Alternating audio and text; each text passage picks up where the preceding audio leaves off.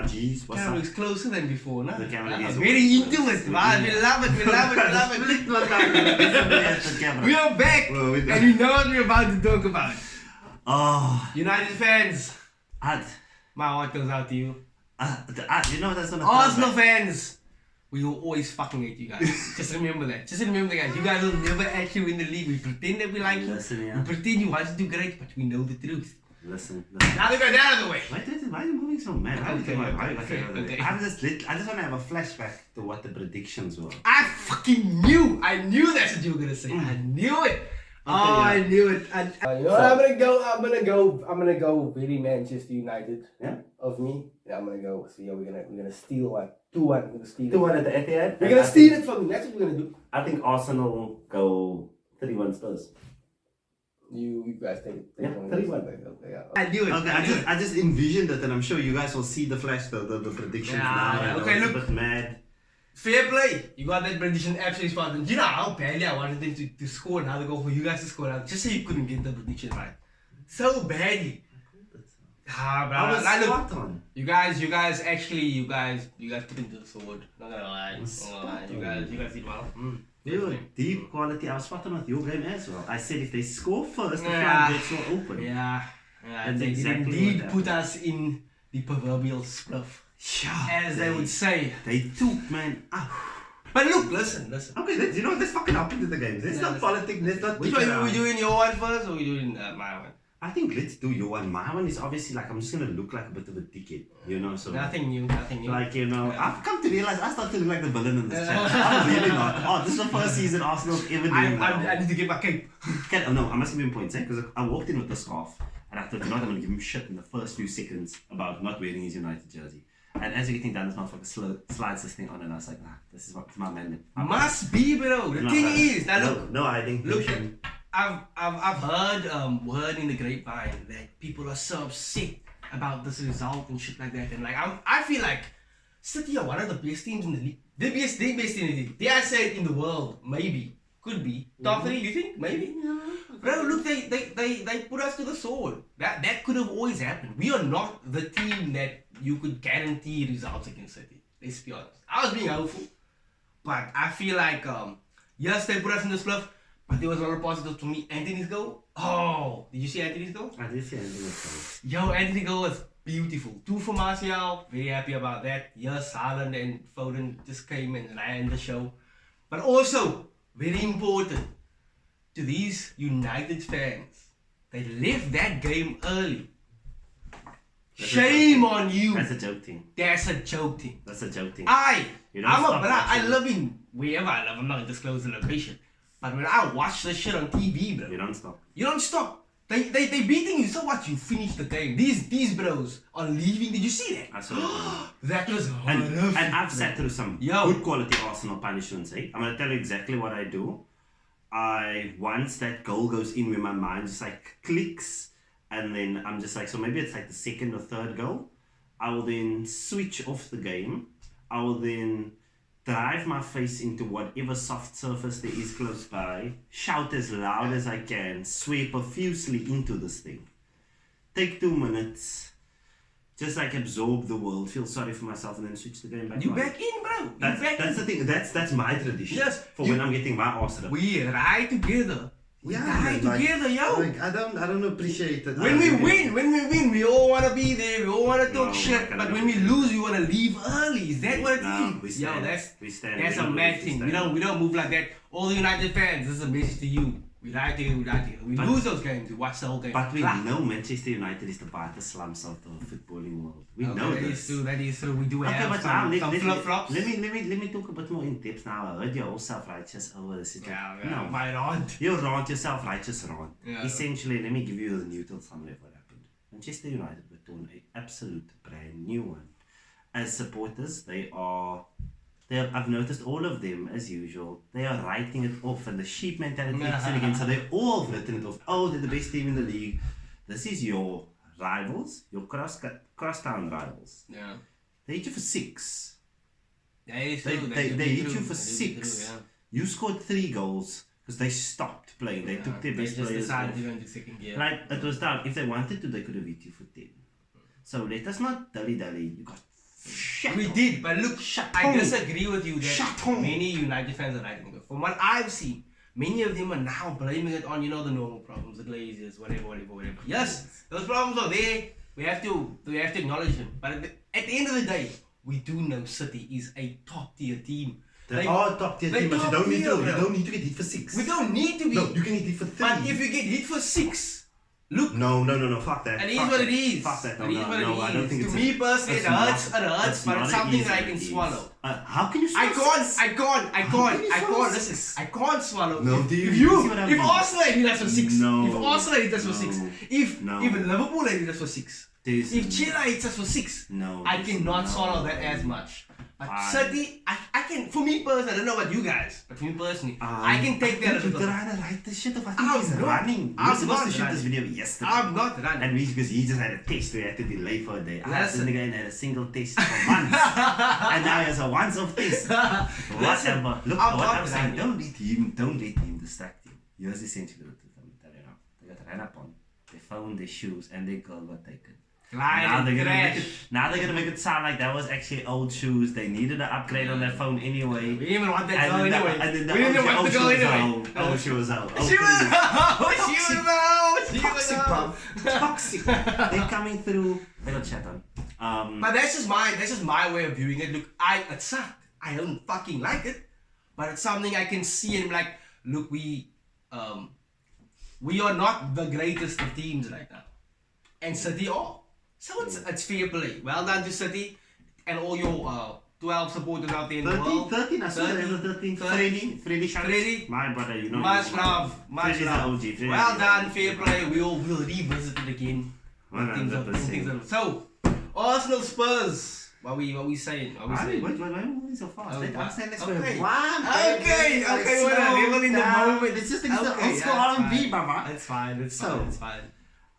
So what's the talking points? Let me just flash back again to the key points I said before the game. Yeah. I said that you can't counter-attack if they score the first goals, and the counter-attacking theory becomes null. Yeah. So that was right. How do you feel about the performances of your fullbacks? Like, I wanted to talk about the Malacia thing. Malacia got skinned again. Yeah. Malacia got skinned again. Into Arsenal, Malacia got skinned. Like, I think the Luke Shaw narrative is there, but I'm going to tell you now, Malacia is very good going forward and he's a good physical fullback.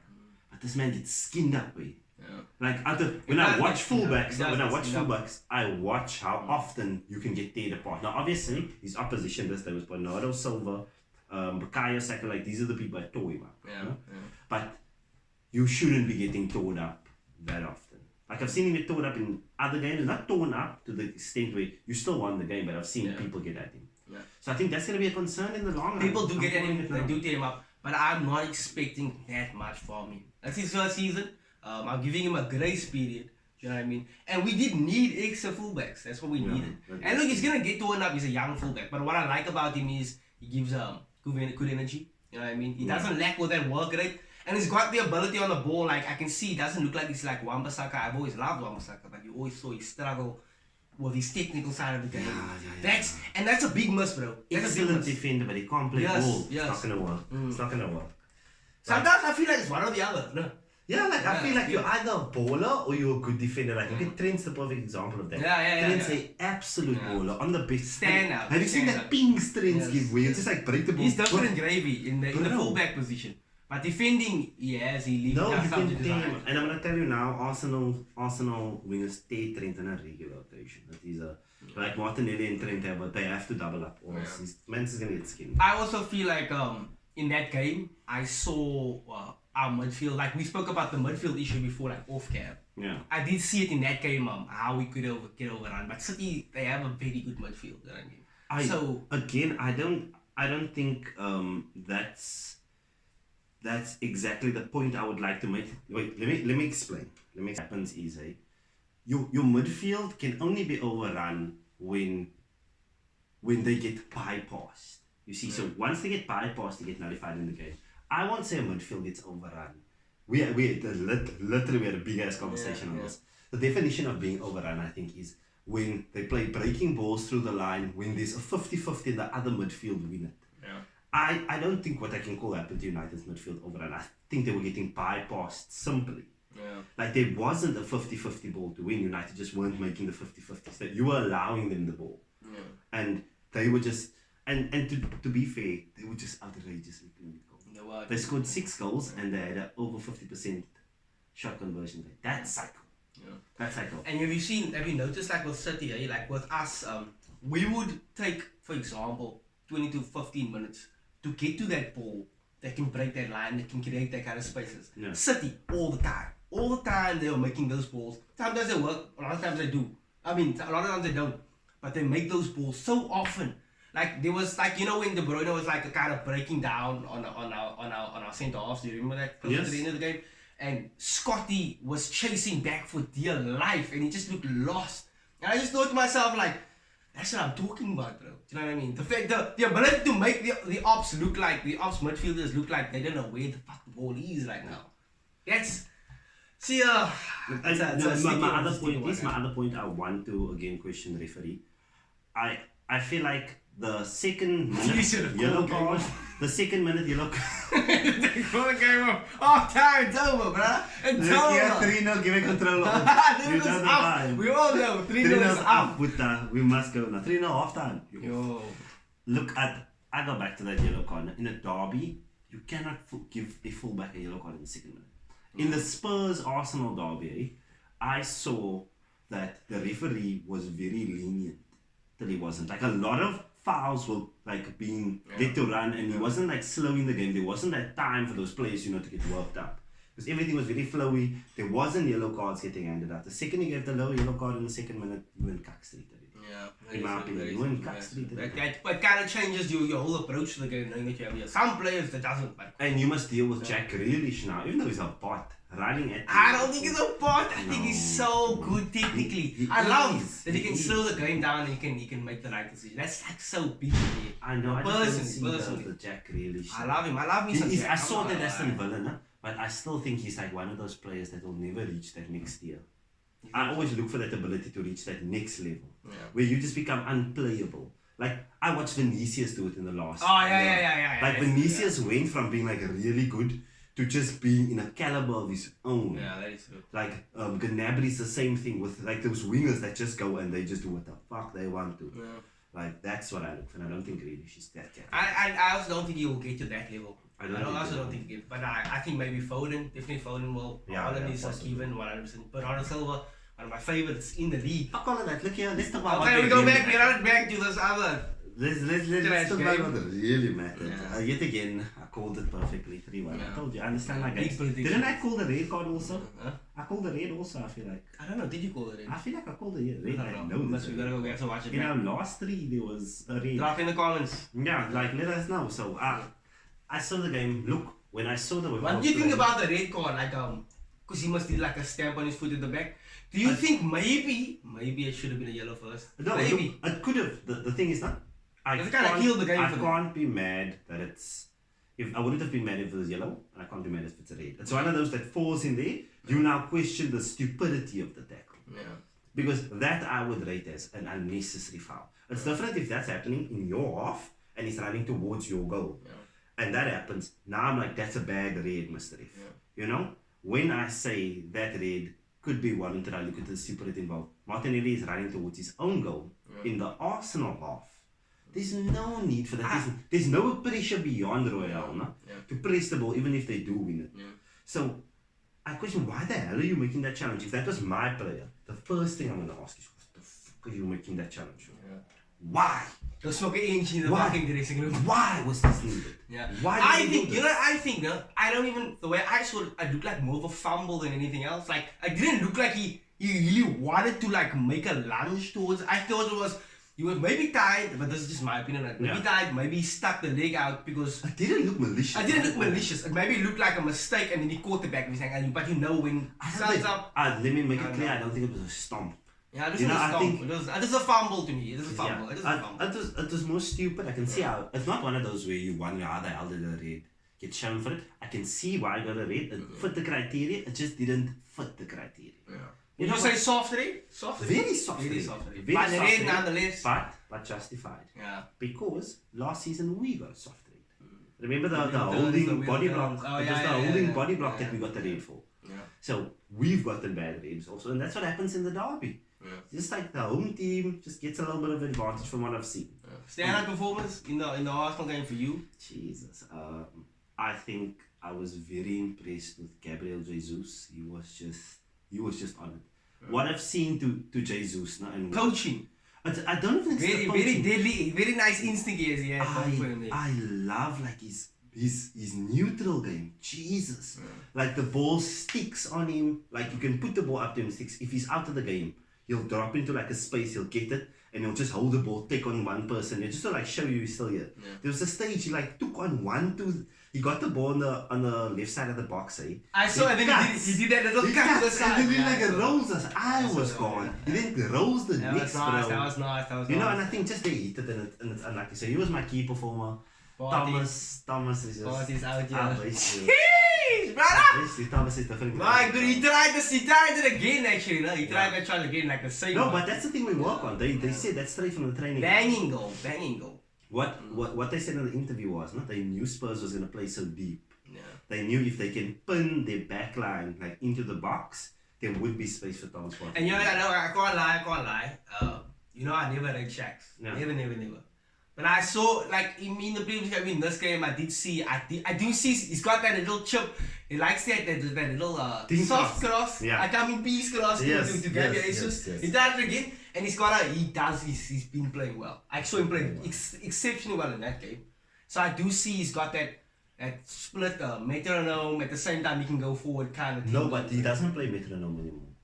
So remember, like, Xhaka plays on our left side of midfield, eh? Yeah. So basically, inside of possession, we become a 3-2-1-4. And then Zinchenko will invert to make it a 2. So it then becomes a 3-2-2-3. You see, so then Quick match. Yes, so Xhaka then moves basically into the left attacking mid role. And then Partey and Zinchenko will play in the center of the midfield. And that gives him so much more room to like play, because now he's not. Because what would happen with Xhaka a lot would be, no? Xhaka would receive the ball around the center circle. It will either be a bad pass that was received into him, or he would make a bad touch, or he would play a pass himself into the danger zone and would get intercepted. Yeah. Then one pass would bypass him because he doesn't have to play. So he'd either need to foul, or he would have to foul them because you knew they would get away.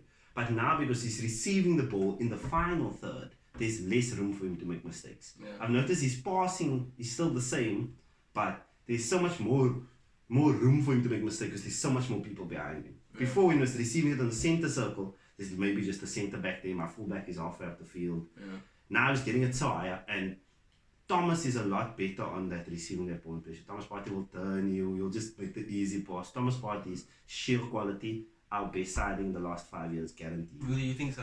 No, 100%. What about Gabby?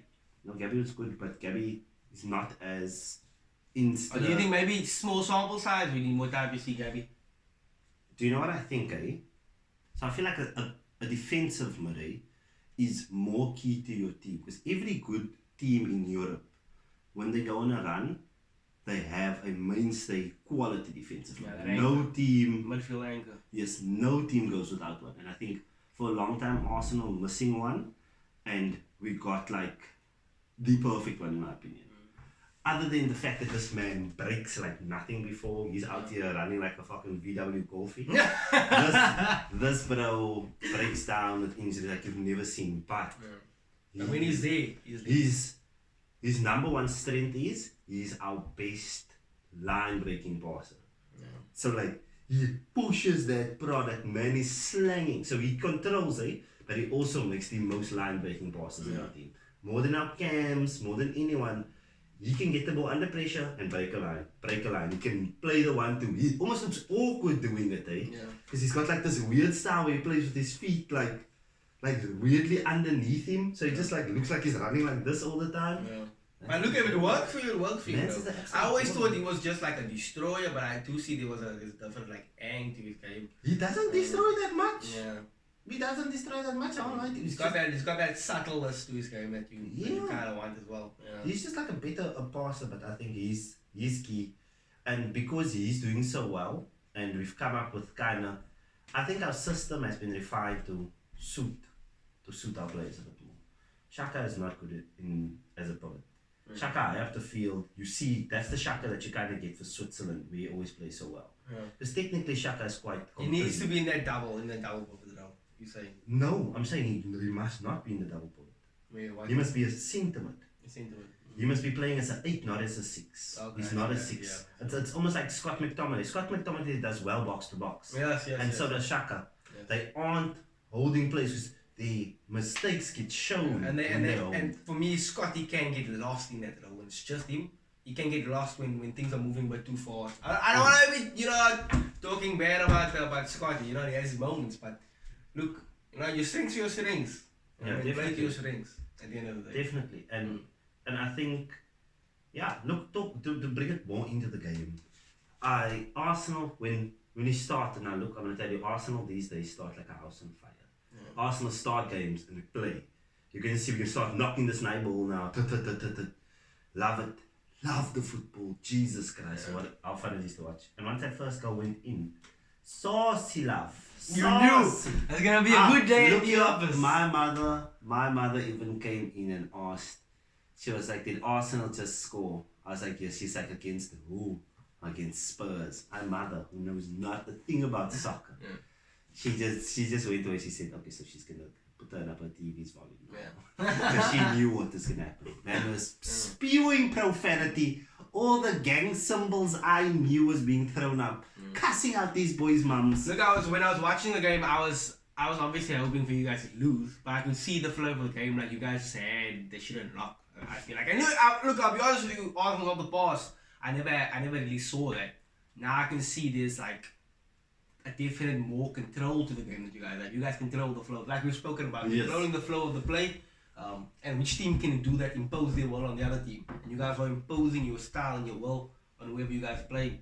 And I just wish that for certain other teams. But Look, and then well done to the Gunners. No, I'm still busy talking about my shit. What do you mean? We're gonna go on a fucking parade, bitch. So then, what I saw was that they did get the goal. Yes, the penalty was stupid. But it's funny enough, in our last, I think, 6 games, we've given Eric 7 penalties. So in every North London derby, he gets a penalty. He gets a free kick at the ball at every North London. He gets a free goal, basically. Yeah. Every and that was like, then they had like a spell of pressure for a couple of minutes, and then the whole second half was saturated again. Even when the red card happened, Arsenal were taking the ball. At that point, I was sure we were going to win the game. It's different, like if you saw, like they were breaking well, having moments. No? Richarlison was making poor decisions. Because he was getting the best. I think if Kulusevski was playing, it would have been a total different game. Richarlison just seemed like was Kulu injured? Was he injured? Yes, yes, I completely hadn't told you. Like, that's a big loss. That was a big loss. Love that. Son was just out of the game. That hat-trick that he scored was a blip. Son's been playing shit this whole season. It was the whole season Son. Not the hat-trick Son, it was the whole season Son. That's what I called. It was shit. Ben White didn't even pocket him. He was just playing so far back in his half. I don't think it was shit. I just feel like maybe he wasn't as direct as he usually is. Because usually he has killer instinct, bro. Like, he's very direct. Now he's kind of like playing that mid-range game. You know what I mean? Like, he's just there. That shit game. That's essentially what it is. Look, the main point I'm trying to make is top of the league, long way to continue. You know? So let's just do a quick summary of the other shit houses. You got to give the devil its due. 100%. We still, look, I didn't expect us to be top still. Did you still expect you to be top? Did you still expect Arsenal to be top? No. I think we've played 9 games, we've won 8. Like, I'm not gonna lie, so I'm not looking at that end of the table, you know what I mean, as a United supporter. That's not where I'm looking these days. Yeah, we've lost 1 game and we've won every other game. And I told you, Arsenal don't draw. Who did you guys lose against? You. Oh, yeah. But you also handed 6. Listen, doesn't matter. That had to go, and I'm glad that we took it. And so that I'm taking small victories, bro. I'm taking small victories. Y'all the same niggas that got hit up by Brighton. We don't care. As long as we win against our brasses. Do you know, no? Because we know we don't have any. Pardon me, Frodo, but we know we don't have any city blasters, so it's fine. I'm gonna tell you now, no? You as a person, once a month you get hit for more than 4. Yeah, as a that's- person, oh, that's how you true. start going at That's the true. moment. That's actually You start scary. holding 4, man. Yeah, that's scary. That's actually scary, you know? That's the crazy We stuff. are actually getting battered a lot these days. I don't know. Like bro. we get put to the sword a lot. Last season, this season, it's now. I would say this year, 2022. we will so get getting we'll bashed. get a puck every now and then. A Bro, puck I think it started with that Watford. No, after the one, Liverpool Watford distraction. Just when Ollie I went. think what was before Liverpool, no? No, Watford was the day after Liverpool. It was the game after Liverpool because it was an international. Oh yes, break. Ollie was supposed to Ollie get was sacked. supposed to get sacked. And he then got sacked with Watford, and then Watford, Stupidity. yeah. Anyway, Chelsea barely get it done. Chelsea got so fucking lucky. Did you see the red? Conor Gallagher though. No. Oh, that no. is Did you just see the though. Did you see the Thiago handball? I didn't see the handball actually. Bro, they 1-0 down. Bro is running at his box. Thiago drops to the floor and tries to grab the ball. Is that not a red, Mr. Ref? How is this not a red? It goes to VAR. VAR gets focal.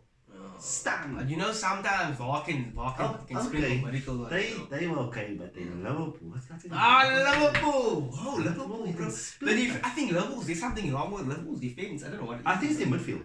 You Their think so? midfield isn't protecting like as well as they need. I think they are letting in way too many goals. Jeez, I they think letting so. like they just look and that's. Bobby Firmino playing very well though. I suppose. Bobby Firmino playing very And well. we're still playing them on Sunday. Is it? Oh, that's beautiful. That's the kind of game we need. Absolutely. Yeah. They can take a draw, take a loss. Doesn't matter. It's okay. Okay. Anyway, Liverpool 3-3. Yeah. That was crazy. Conor Gallagher's goal, I was very impressed by that. I was very Yeah. impressed. I've always been a big fan. Trossard hat-trick though. Trossard! He's a Yeah, crazy bro. dog! So He's a crazy dog! He's still so. Trossard is the most slept-on player. He's so is, saucy. bro. He's so saucy. Bro, 100% left and right foot in the air. Like he's Solid, just like a solid. very complete forward. I thought he was like a winger all my life. Yeah, he's kind of like a left mid, technical left mid, Yeah.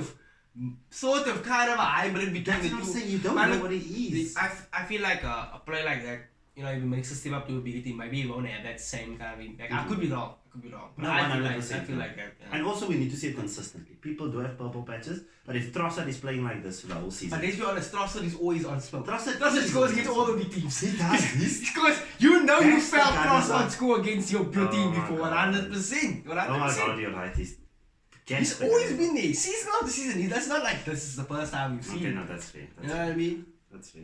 But look, it's been a great video today. I've thoroughly enjoyed being here yet again. United I continue to supporters, we say- will rise again.